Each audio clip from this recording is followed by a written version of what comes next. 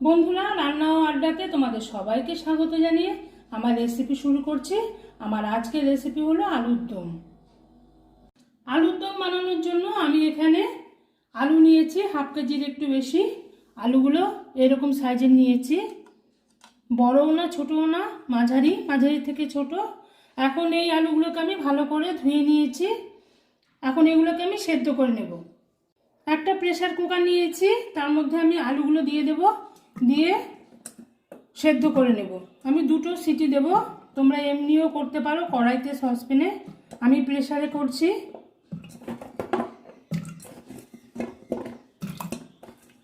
সবগুলো দিয়ে দিলাম,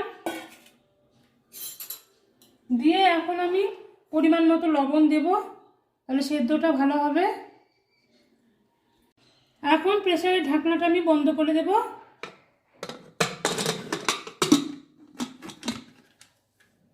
প্রেসারটা এখন গ্যাসে বসিয়ে দিচ্ছি। গ্যাসটা আমি অন করে রেখেছিলাম, আমি দুটো সিটি দিয়ে নামিয়ে দেব।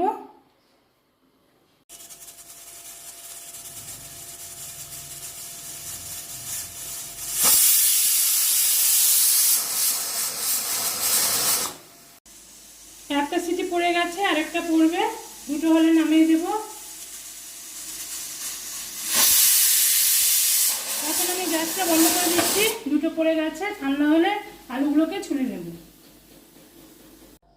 আলুগুলোকে আমি ছুলে নিয়েছি ভালো করে, একটু বেশি সেদ্ধ হয়ে গেছে, দেখো সবগুলো ছুলে নিয়েছি।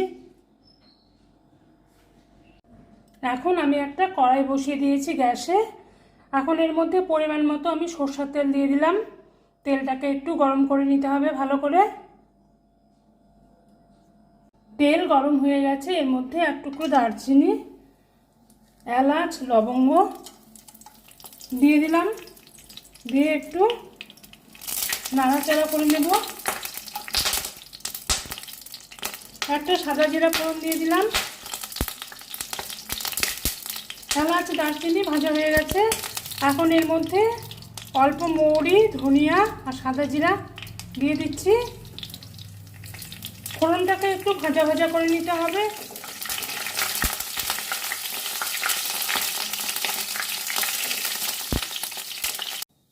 ফোড়ন ভালোভাবে ভেজে নিয়েছি। এখন দুটো পেঁয়াজ আমি কুচিয়ে রেখেছিলাম, সেটা দিয়ে দিলাম। পেঁয়াজটাকেও ভালো করে ভেজে নিতে হবে, একটু লালচে করে ভাজতে হবে।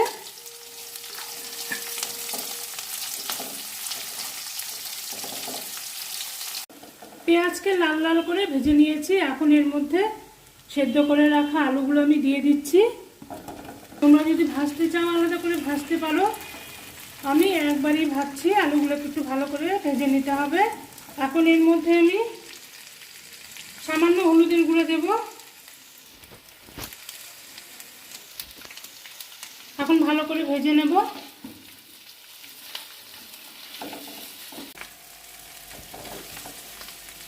আলুগুলোকে আরেকটু ভাজতে হবে, আরেকটু ভেজে নেব।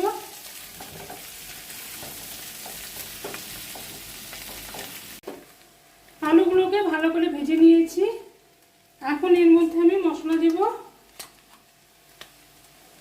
3 কোয়া রসুন বেটে রেখেছি, সেটা দিয়ে দিলাম। আর আদাটা গ্রেট করে রেখেছিলাম 1 ইঞ্চি, সেটা দিয়ে দিলাম। আর একটা টমেটোকে বেটে রেখেছিলাম, সেটাও দিয়ে দিলাম। আর কিছু গুঁড়ো মশলা দেব।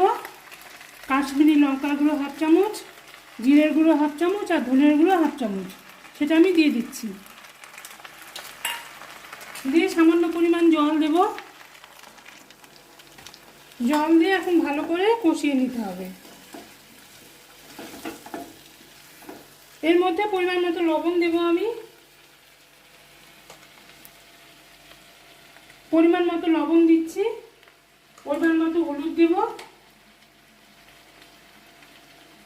পরিমাণ মতো হলুদ দিচ্ছি।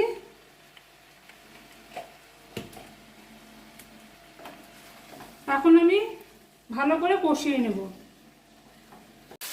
মশলা আলুকে ভালো করে কষিয়ে নিয়েছি। এখন এর মধ্যে পরিমাণ মতো জল দিয়ে দেব।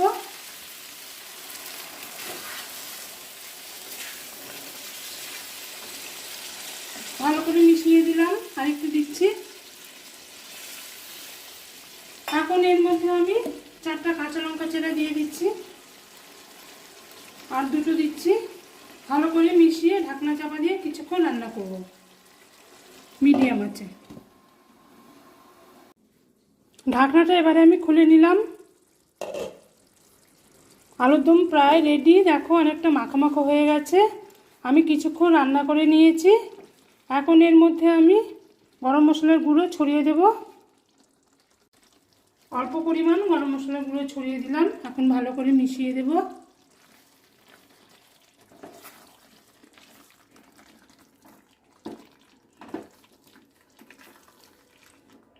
রান্নাটা রেডি হয়ে গেছে, এখন আমি এটাকে নামিয়ে দেব। বন্ধুরা, আলুর দম রান্না হয়ে গেছে। তোমরা রুটি, লুচি, পরোটা সবার সাথে খেতে পারবে, ভীষণ ভালো লাগবে খেতে। তোমরা এভাবে বাড়িতে অবশ্যই ট্রাই করবে আর আমার পাশে থাকবে। কাল আবার ফিরে আসবো অন্য রান্না নিয়ে।